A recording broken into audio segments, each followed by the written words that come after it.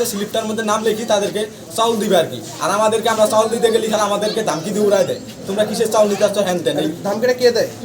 এই যে চকিদার আর কি, চকিদার এটা আমাদের টিপ নিচে, আমাদের যে টিপ নিচে চাউল দেয় না। টিপটা একটু দেখাও তো। এই যে টিপ নিচে চাউলটা আর না দেয়, বস্তায় বস্তায় চাউল নিয়ে গেল, তারপরে তো আমরা স্লিপ পারলেন না। আর স্লিপ দিতে ভাই চাউল না দেয় না দেয় আর 10 জন অভিযোগ কি? অভিযোগ কি? চাউল স্লিপ হয়েছে চাউল দিল না, মানে স্লিপ নিচে কিন্তু চাল দেয় নাই। এরকম আপনার কয়জন আছেন হাত উঠান তো? এনারা হচ্ছে স্লিপ দিছে কিন্তু চাল পায় নাই। এটা পাইকারি ইউনিয়নের আমরা যেখানে ভিজিএফের চাল দেওয়া হচ্ছে সেখান থেকে বলছি। দেখেন একজন বয়স্ক মহিলা আছে, ইনি আপনি চাল পান নাই, আপনি স্লিপ জমা দিচ্ছেন? আচ্ছা ঠিক আছে। চালগুলো কে নিয়ে গেছে? কে ওগুলো? কে পাইকার নাকি ব্যাপারী